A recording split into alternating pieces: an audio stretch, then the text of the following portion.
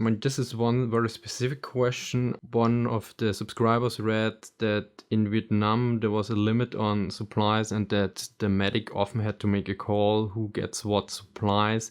Did you ever encounter this problem?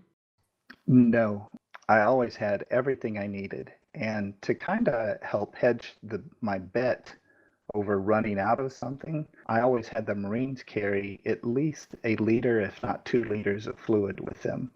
In the field, I use normal saline a lot to wash out wounds, to clean wounds. I typically had them carry a liter or a half a liter bag of that, and it wasn't for IVs, it was to help clean.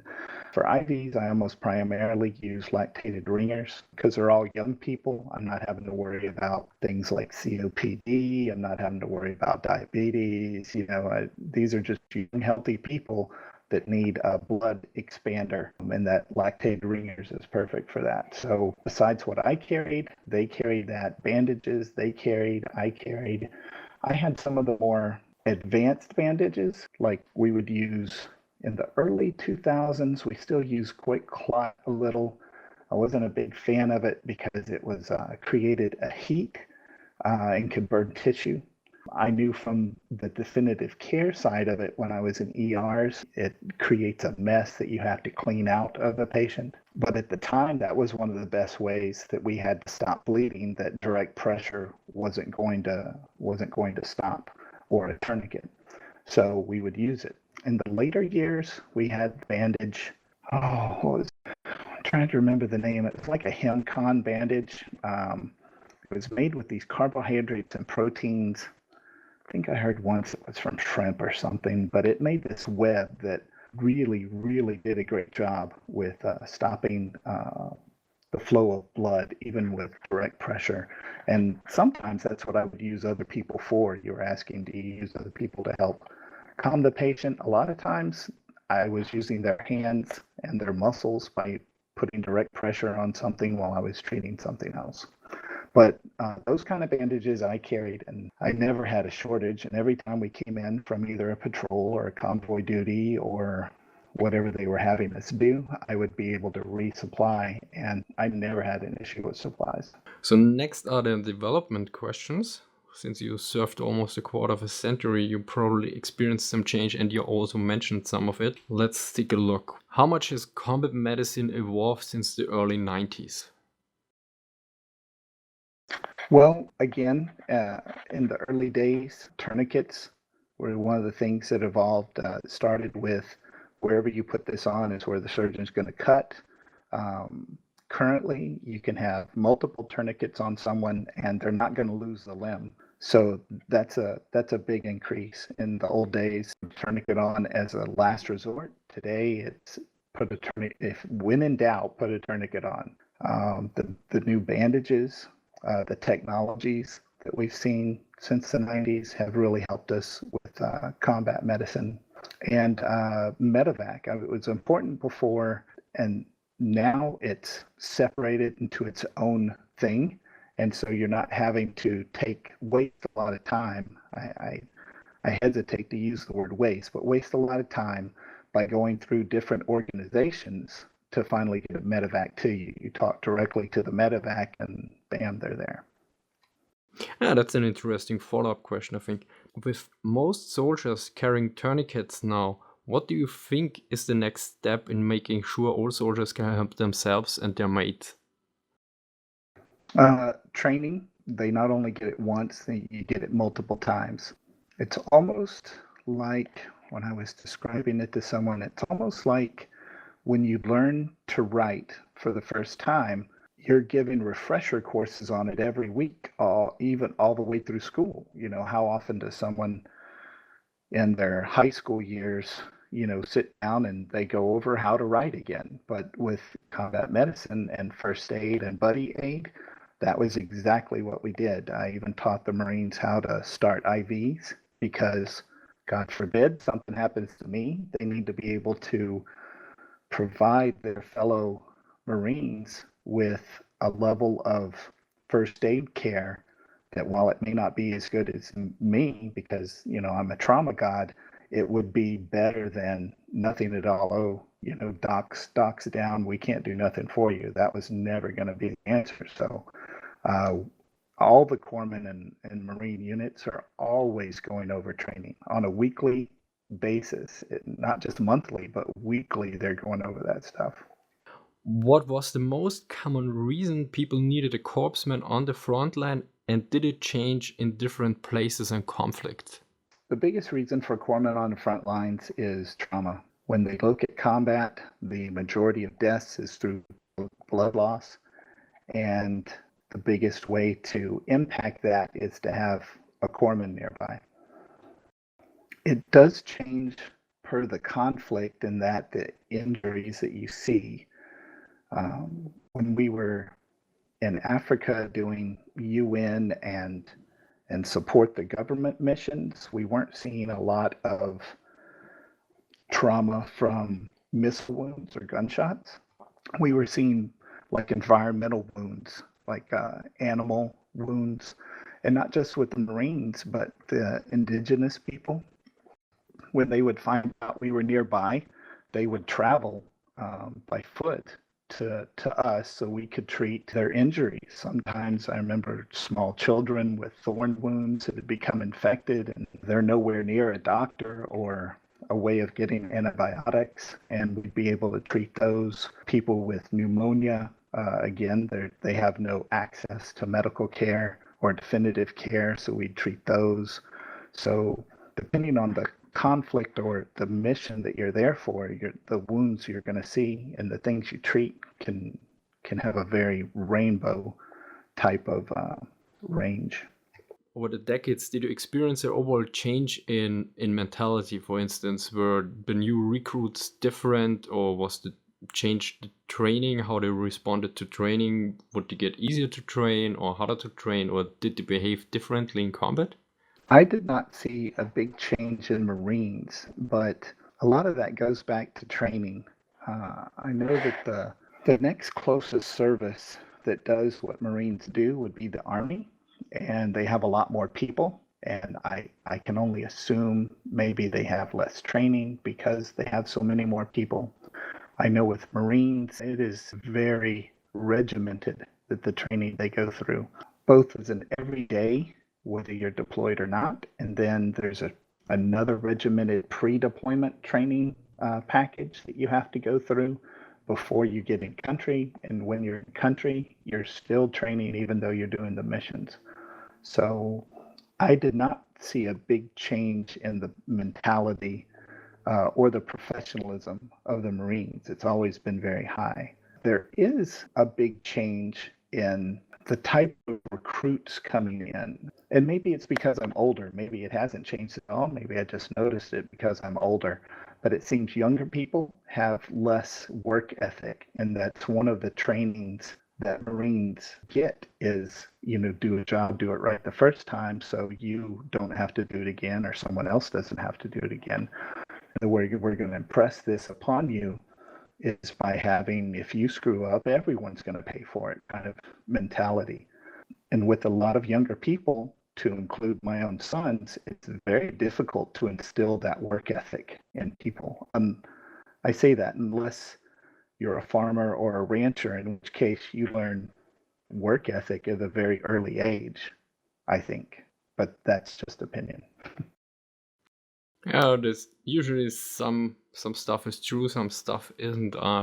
Could make sense. I mean, you especially notice that if they come from a hardworking job like farmer, that you don't think this change happened. Correct. It seemed like they already had a high level of work ethic instilled in them. Whereas, like I said, even with my own sons, I have to remind them to move with a sense of urgency. Okay. Go do this or go take out the trash and, move like you have a purpose kind of a thing. And it's probably not a good thing for my sons, but it's kind of what I fall back on. Before we move to the next section, is there anything you want to add about the development you witnessed over the years that you think is important or want to share? Well, I think the biggest thing that I've noticed beyond the tourniquets and medevac and getting people to definitive care and that golden hour is the fact that we keep reassessing those lessons learned. I believe in the 90s, early 90s, when we didn't have as much conflict. I mean, arguably the Gulf War was a very large conflict, but it was relatively short in duration. Things in Somalia, again, kind of short in duration and definitely not as big in numbers of personnel in conflict as the Gulf War. But now, since 9/11, we have a cadre of professionals that have been in conflict for quite a long time now. And I believe when we go back and look at lessons learned and do after action type of debriefs, that those lessons are looked at by a lot of skilled, technically skilled and important people that have the ability to make changes. Whereas in the 90s, I believe that would take a lot more time to make that change. So there's nothing more I would add in that. They just keep doing it the way they do it now. I've noticed in some conflicts, it seems like they didn't learn the lesson. They learned it immediately, but decades later, it was no longer evident that they had learned that lesson, and therefore they repeated it.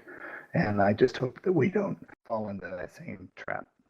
So basically, there's a lot more optimization, analysis, and also codification going on, that all these lessons and information is basically taken out and put in field manuals and other stuff. Correct, yes. Let's move to the next set of questions, what I call being a medic. Let's start off with, did you find any other units gave you respect that they might not give a regular infantryman just because you were a medic?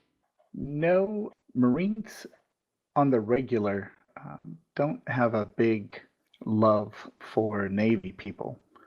For the most part, I think their mindset is, if you wanted to be respected, you should have been a Marine, not joined the Navy. But with corpsmen, that's kind of a different thing. We kind of walk in both worlds. And when you're with Marines, especially if you go Marine regs, which all corpsmen should, then you're doing the same thing. You're going on the same humps. You're getting up to do the same missions.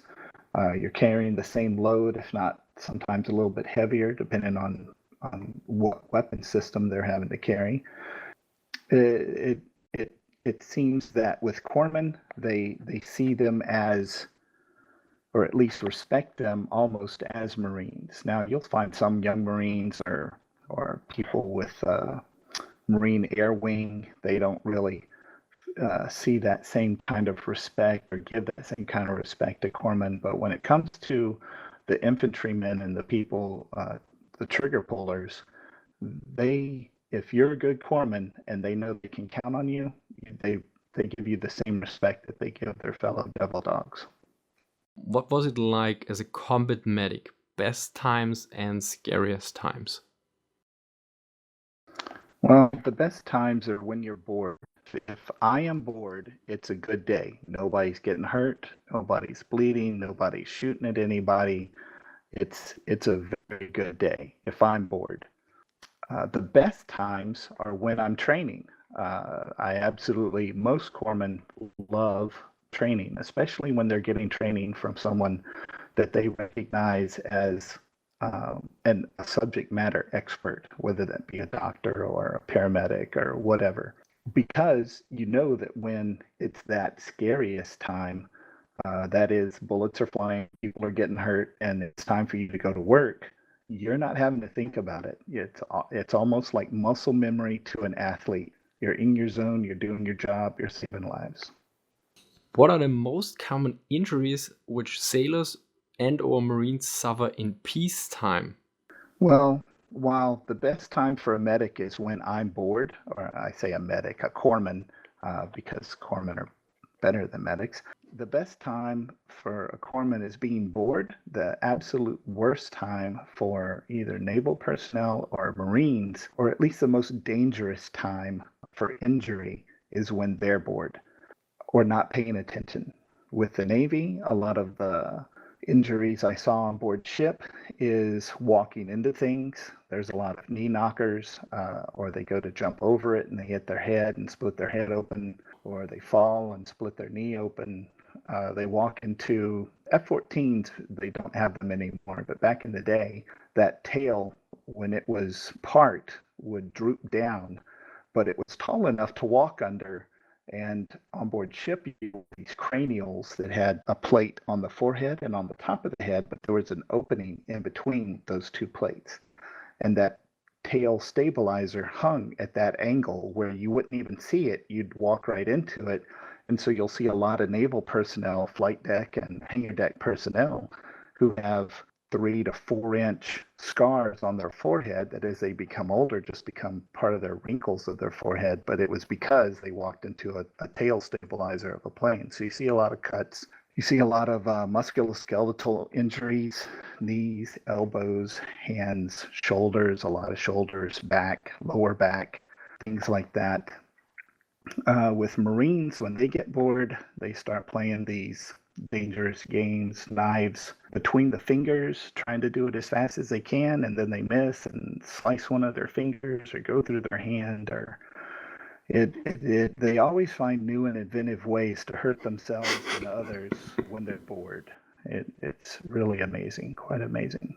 But those are the type of injuries you see are accidental in nature and musculoskeletal or tears and rips of the skin, contusions.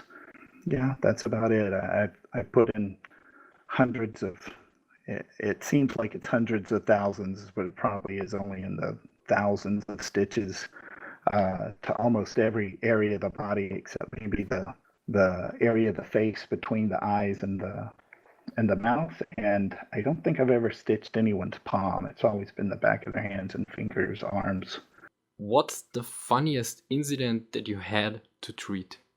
I can't think of anything that was funny at the time. It's always funny afterwards when the patient's not around and that how they injured themselves.